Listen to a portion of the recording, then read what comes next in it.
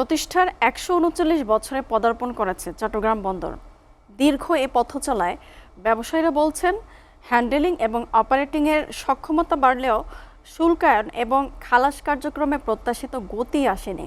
তাই বন্দরের পাশাপাশি কাস্টমসের কার্যক্রমে স্বচ্ছতা এবং জবাবদিহিতা আনার দাবি তাদের। চট্টগ্রাম থেকে মৃন্ময় বিশ্বাসের প্রতিবেদন।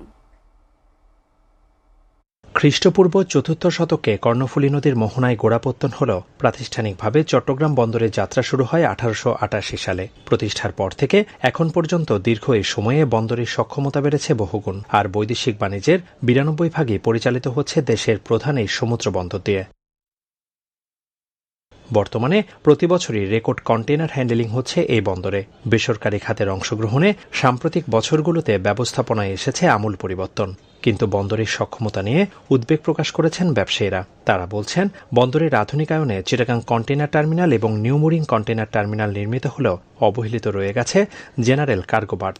১০০ বছরের পুরনো একটা বন্দর, সেই ক্ষেত্রে আমরা মনে হয় একটু পিছিয়ে আছি। ছোটখাটো অনেক বিষয় আছে যেগুলি অনেক আধুনিকায়নের অনেক স্কোপ আছে, কিন্তু সেগুলি হচ্ছে না।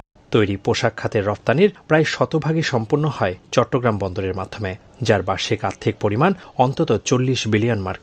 পোশাক ব্যবসায়ীরা বলছেন, জাহাজের অপেক্ষা করার যে সময় সেটাকে কমিয়ে বন্দরে খালাস করার গতি কিভাবে বাড়ানো যায় সেদিকে নজর দেওয়া উচিত। কুইক সার্ভিস দেওয়া, টার্ন অ্যারাউন্ড টাইমটা কমানো। এখন আমরা অ্যাভারেজে যখন স্বাভাবিক অবস্থা থাকে ২-৩ দিন সময় লেগে যায়, কিন্তু উন্নত বিশ্বের বড় বড় বন্দরগুলিতে দিনে দিনে মাল খালাস হচ্ছে। ব্রিটিশ ম্যাগাজিন লয়েডস লিস্ট অনুযায়ী বিশ্বের ব্যস্ততম ১০০টি বন্দরের মধ্যে চট্টগ্রাম বন্দরের বর্তমান অবস্থান ৬৮তম।